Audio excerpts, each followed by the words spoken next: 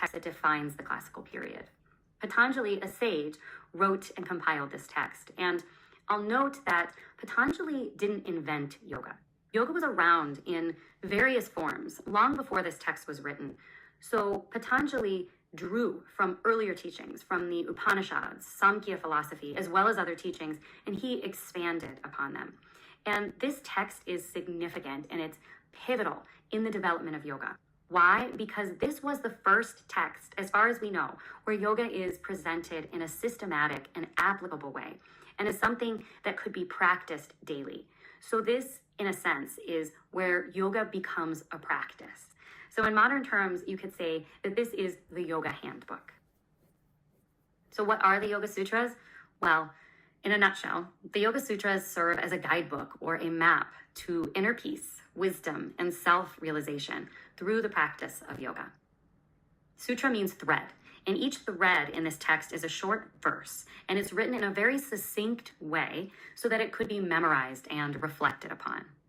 There are around 196 sutras within 4 chapters called padas. I say around 196 because scholars will differ on exactly how many, but most often you'll see 196. Just 1,200 words make up this text, and it's also written in Sanskrit. You can find multiple translations out there with different commentary on each one. A note on translation: keep in mind that translation is not a one-to-one process, so you'll often see one word in Sanskrit translated to many different words. So I'd recommend looking at several different translations as you continue your studies, because this will add a greater depth of meaning to you. I'm not going to go over all 196 sutras in this module, but I will touch on several of the more commonly referenced sutras in modern day culture. The very first sutra, Pada 1, Sutra 1, is just 3 words, and it's very simple yet significant. Atha Yoga Anushasanam. Atha means now. Some common translations are now yoga begins, or now the teachings of yoga are presented. That last one's from Edwin Bryant's translation, which is a translation that I highly recommend. It's a big, thick book full of commentary. This is a very often quoted sutra, even though it is so simple. And the significance comes with the word atha, or now, because the present moment, the here and now, is at the core of all spiritual practices, and it's at the heart of yoga.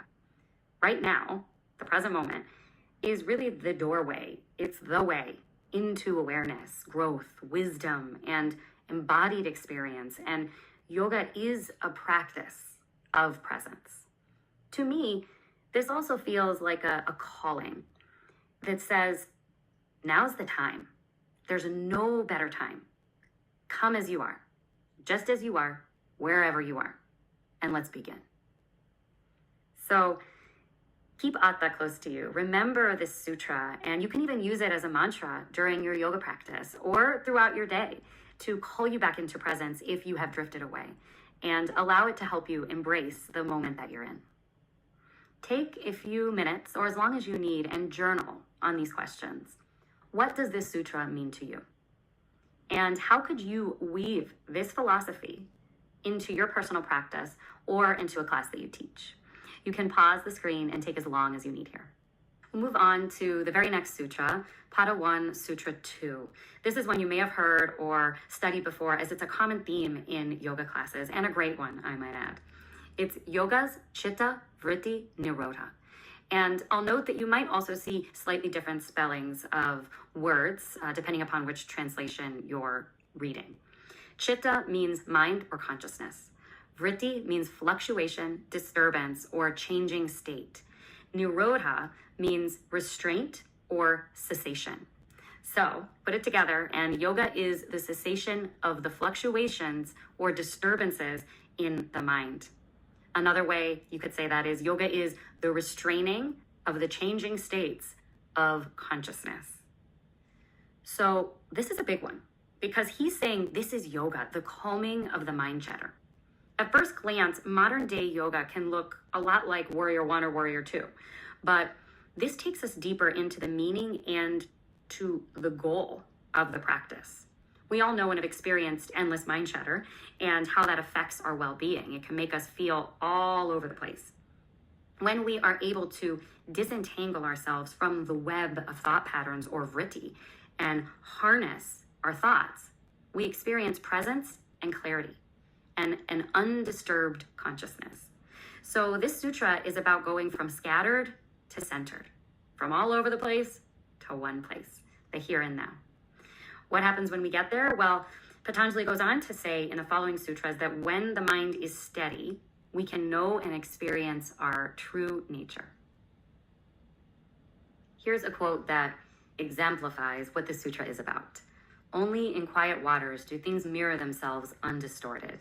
Only in a quiet mind is adequate perception of the world. In the same way, when we're caught up in our own mental chatter and thought patterns, it's hard to fully experience the moment as it is. Yoga in practice helps us calm the waves in our minds so we could see what is really there, what is really here, so we could see the truth. Take a few minutes to pause and reflect and journal. How can you apply this sutra to your yoga practice and to your daily life? Pause and take as long as you need here. Now we'll move to the 8 limbs of yoga. Patanjali began to write about the 8 limbs at the end of Pada 2 or chapter 2 and throughout Pada 3. You'll also hear this one referred to as the 8-fold path of yoga. This is where it gets more practical and where he lays out specific steps for the practice of yoga. The 8 limbs are guidelines that teach us how to live more joyful, centered, healthy, harmonious, and fulfilling lives, and also to liberate ourselves and others from suffering. They are a path inward, and each limb will take you to a deeper level. It's written within this text that this is intended to be universal and to transcend time and space, so it welcomes you in. We'll go through each limb in more detail, but they are yama, niyama, asana, pranayama, pratyahara, dharana, dhyana, and samadhi. The first limb is yama, or yamas, and yama means restraint. There are 5 yamas, and they are basically ethical guidelines or a moral code that relates to how we treat others and also how we treat ourselves. You'll learn more about each yama in another module in greater detail. But for today, I'll briefly name each one and give you a quick meaning because it's good to hear all this more than once. The first yama is ahimsa. Ahimsa means non-violence or do no harm. The Dalai Lama referred to ahimsa as compassion in action. The second is satya. Satya means that which is, or truthfulness. The third is asteya, which means non-stealing. The fourth is brahmacharya. Brahmacharya means pure conduct or right use of energy. It's self-restraint, and it's often related to sexual energy or translated to mean celibacy. But you can look at it as meaning self-control around this. And as it's written in your manual, self-control over impulses of excess. So most often you'll see this yama translated to mean moderation. The fifth is aparigraha, which means non-grasping or non-attachment. To me, aparigraha is an invitation to let go. A side note here, the yamas are wonderful to weave into your yoga classes or to theme your yoga classes on because there's many layers of meaning that can be applied as they were intended to everyday life and to your yoga practice on your mat as well. If you do theme on one or all of these, try to do it in a way that uplifts and in a way that invites personal reflection for your students instead of a way that shames. So for example, if you are going to theme on ahimsa, one way that you could do it is to simply ask the question to your students sometime in practice or before, how could you embrace your practice today with more compassion? And what might that feel like? You can also ask the question, maybe later in class or anytime, how could you bring more compassion into your life or allow this to spill into your everyday life? So just simple ways to weave this philosophy into your yoga classes. For journaling, which yama stood out to you the most and why? And then second, take a moment to reflect on your own moral code. And then journal on what values or truths guide your life. Pause and take as long as you need here. We'll move on to the second limb, which is niyama or niyamas. Niyama means observance. And just like the yamas, there are 5 niyamas. And these are guidelines that relate to personal discipline. You will also take a deeper dive into the niyamas in a different module, but I'll briefly share their meaning here. The first niyama is saucha, which means purity or cleanliness. The second is santosha, which means contentment. The third is tapas, which means self-discipline or austerity. Tapas is our devotion to our practice, and it also can mean heat, and it refers to our inner fire, our drive, our get up and go. And it's the heat also of our practice. And it's said that the heat of the practice can burn away old patterns and purify. The fourth niyama is svadhyaya, which means self-study. So for this one, I always think, know thyself. The fifth is Ishvara Pranidhana, which means trustful surrender to God or surrender to a higher power. Take a few moments here to pause and journal. First question, which niyama stood out to you the most and why? And then, how could you incorporate one of the niyamas, pick one, into your personal yoga practice? And what effect would this have on your yoga practice? And then, what effect could this have on your life? Pause and take as long as you need here. The third limb is asana. And now we are perhaps in more familiar territory. You probably know this one best because there's so much emphasis put on it in our modern day practice. But keep in mind that it's just 1 out of 8 limbs of yoga. Asana is traditionally translated to mean seat or comfortable seat, but now it tends to mean a general yoga posture. There are only 3 sutras that mention asana in the entire Yoga Sutras, and not much detail is really given. Patanjali doesn't mention specific asanas really either. He's much more focused on how we practice asana than the specifics of what we are practicing. And remember that this was written in the classical period, so before many postures were documented or named or even created. Many of the postures that you see today didn't come about until much later. What Patanjali does say about asana is pretty awesome though. And one of my favorite sutras, and a very often quoted one, Yoga Sutra 2.26, Sthira Sukham Asanam. Sthira means steady, stable, or firm. Sukham means easeful or comfortable. So you put it together and you get that asana should be steady and easeful, or steady and comfortable. This reminds us to find balance in our yoga posture. When it comes to alignment, this, in my book, is a key principle. As a teacher, I'll often see students maybe leaning a little bit more towards the steadiness, so much that they're straining or pushing, and they're not quite at ease. They're maybe holding their breath or squinting their eyes or clearly just working too hard. And then on the other side, I might notice some students only halfway trying or maybe slouching, perhaps staying in their comfort zone a little too much. So as a teacher, I try to invite students to aim for this sweet balance of not too much, not too little, or of ease and steadiness, okay, or comfort and firmness. I'll add that Patanjali goes on in a later Yoga Sutras to state that through mastery of asana, we lessen our own restlessness and are better able to meditate. So this shows us that the intended purpose of yoga postures or asanas is to help cultivate or facilitate mindfulness and presence and growth. The flexibility and the strength we get are awesome, but yoga practice and asana have bigger purposes. So keep that in mind. For journaling, do you practice asana or postures with a balance of steadiness and ease? Or do you tend to lean towards one or the other? And how can you bring balance into your practice? And then second, does your yoga practice extend beyond asana, beyond postures? And if so, how? Pause and journal and take as long as you need with these questions. The fourth limb is pranayama. Pranayama is a practice of breath regulation or breath control. In this training, there is a module with two parts devoted entirely to pranayama, both the philosophy behind it and specific techniques and how to practice them. I'll briefly touch on the basics here, though, so that you can see how it was presented in the Yoga Sutras.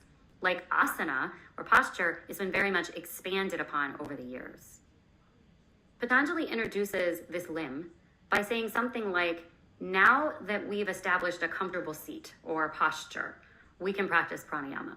So this speaks to the importance of positioning oneself with intention when practicing pranayama or breathing techniques. And he goes on to say that when practicing pranayama, breath should be regulated by time, space, and number, and that one should focus on mastering or controlling the three parts of the breath. So the inhale, the exhale, and the retention. Patanjali doesn't describe specific pranayama practices in the sutras, very similar to asana, but focuses more on the importance of pranayama in calming the mind and balancing our vital energy, or prana. You can find many of these common breathing techniques or asanas in the Hatha Yoga Pradipika. The beauty of breathing is that it happens without our conscious control, but we also can consciously control it. And when we bring our awareness or consciousness to our breath and both observe it and regulate it, it not only helps direct our focus, but it also can help calm our bodies as well as our minds. And we'll dive deeper into this in the pranayama module. In a few moments, close your eyes and take 5 to 10 conscious breaths. So deep, slow breaths in and long and complete breaths out. And then you can open your eyes and journal on how these breaths made you feel. So do you notice a difference in how you feel after this exercise? And if so, what is different? And if nothing is different, that's okay too. Pause and take as long as you need with this. The fifth limb is pratyahara. Pratyahara is a complex but beautiful limb. And it's one that you can practice on your mat and also one that you can very much apply to your daily life. This is generally translated to mean withdrawal of the senses, but it goes far beyond that. Pratyahara has to do with the relationship between your external outside world and your inner internal world. Our external world is everything that we can see outside of us. It's the world around us. And it's also all that we take in, all the stimuli that we take in. Our inner world is what goes on inside of us. Mystic and author Carolyn Myss defines our inner world as the world behind our eyes. Pratyahara is a practice of withdrawing our senses and awareness from the external world and redirecting our attention and awareness toward our inner world. The deepest experience of pratyahara is when one is centered and undisturbed by the external world. Now, why would we want to do this practice? Well, so that we can work on ourselves, so that we can connect to our true nature. Now, perhaps more than ever, we are bombarded with external stimuli and pulled back from the external world. And at first glance, pratyahara could look like taking some space, taking a break, maybe taking a vacation, taking a social media break, or sitting down to meditate, or coming to your yoga mat for a practice. These actions of stepping away or removing the stimuli are the first step to pratyahara, and they can for sure help us turn our awareness inward. But the ultimate practice of pratyahara goes even deeper than that. Why? Because how often do you step away or take a vacation or sit down to meditate or go to a yoga class, yet still find the external world or stressors or anything from the outside world pulling at you, even when they're not there? Your mind is still very much connected to them. You've probably all experienced those moments when you roll out your mat and you're ready to relax, and there you are in your child's pose balasana, and you start ruminating on something. Or you're in your warrior one and you're thinking about maybe something in the past or something in the future, or maybe you're thinking about what's for dinner. And this is common because the external world leaves an imprint on us. And it doesn't mean that these things that are pulling at you aren't important, okay? It's just a level of awareness that we need to achieve in order to really connect inward, in order to really grow and truly know thyself. So the ultimate practice of pratyahara is to master your awareness in such a way that you do not allow external influences to reign over you, your energy, or your mind. You turn your awareness so deeply inward that you're undisturbed, no matter what is going on around you. So pratyahara is really the foundation of meditation because it helps us become less reactive and more centered. Patanjali writes that when the mind maintains this level of awareness in pratyahara, then self-awareness can blossom. For your journaling, first question, do you find that you are easily distracted or pulled off center in your yoga practice and in your daily life? Second question, what techniques or tools, and this can be anything, help you experience pratyahara in your yoga practice and in your life? The reason we're taking this time to journal is to give you an opportunity to reflect and also to digest this information and to personalize it so that you can better remember this information and be able to convey and teach it to your students. So pause and take as long as you need here. The sixth limb is dharana. The following three limbs, sixth, seventh, and eighth limb, are all very similar. And some would say that they are essentially the same practice and that what differentiates them is their level of depth. So as you continue down the eight limb path, each limb gets deeper and deeper. So the eighth limb is the deepest. Dharana means concentration or fixed attention. And it is a practice of focusing the mind on an object. This could be an object of thought or an external object. Some examples would be a mantra or a word or a chakra or a candle or our breath or a specific place in the body. A side note, all the previous limbs prepare us for this. And even if you meditate on an object that's outside yourself, so maybe something in your room or a candle, the goal is to not attach meaning or to be stimulated by that object.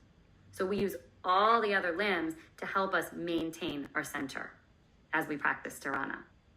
Patanjali defines this as the binding of the mind to a particular point of focus. So in dharana, we bind our attention to something and we hold it there. The sutras state that this practice helps block off the pathway to other thoughts. And at this stage in the eight limb path, thoughts still might be creeping in, but the goal is to hold your attention and stay as focused as possible. In your daily life, you can practice dharana by simply focusing on one thing at a time. So instead of multitasking, can you only drive, only do the dishes, only eat, only listen? The mantra that I love for this one is only now, only this. For your journaling and your practice, pause and take some time to practice deep concentration. Pick a mantra, word, affirmation, or object, and do your best to focus on it for around 5 minutes. And then take out your journal and write a few sentences or a paragraph about your experience. The seventh limb is dhyana, not to be confused with the previous limb, dharana. Dhyana essentially means meditation. I'll talk now about the differences between this limb and the previous limb.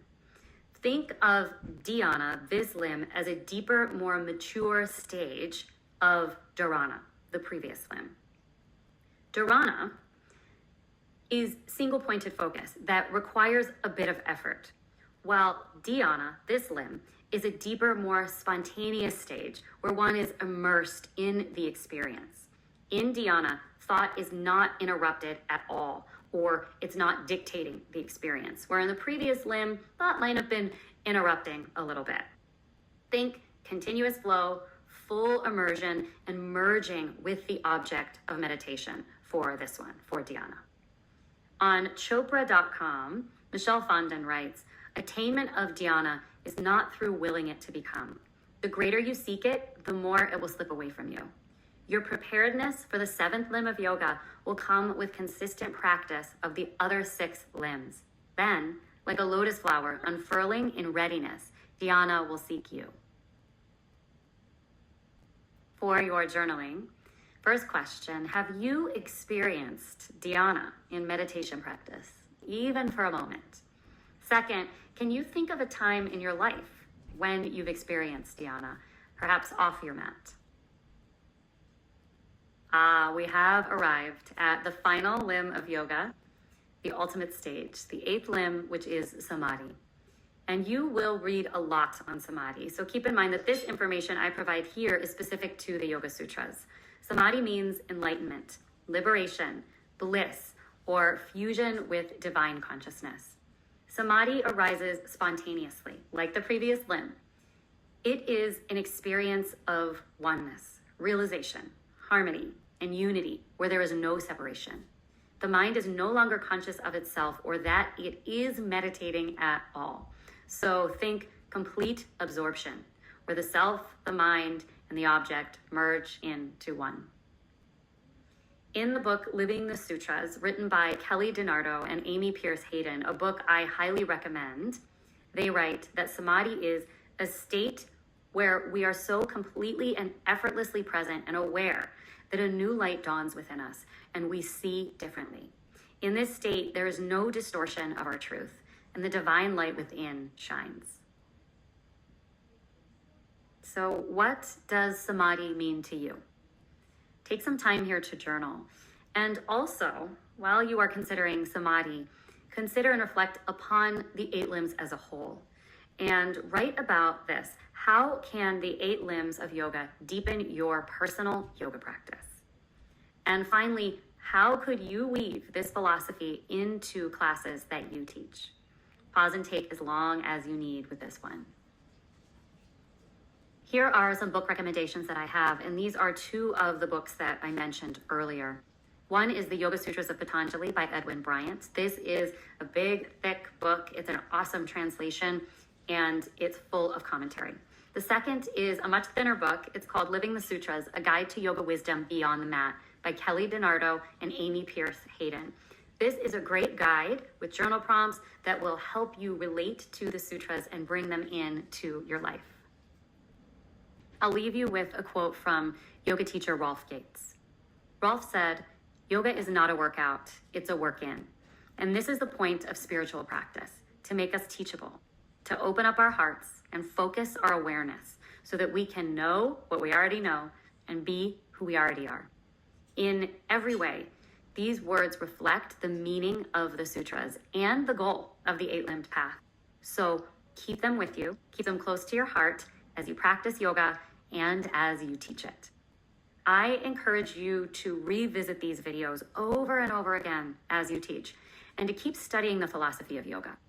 Anytime I hit a plateau in my practice or in my teaching, I revisit the roots of yoga, and I am re-inspired to continue the journey. I hope that the same can be true for you. Thanks for joining me. You've got this, and I'll see you in the next video.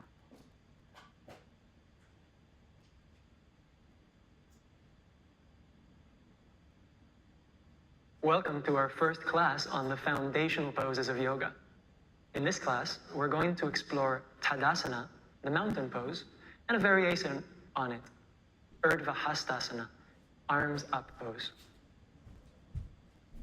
Unless you're dealing with a complete beginner, it can be enough, some of the time at least, to simply cue Tadasana by saying, "Let's come to standing in Tadasana," or "Let's come." Welcome to our first class on the foundational poses of yoga. In this class,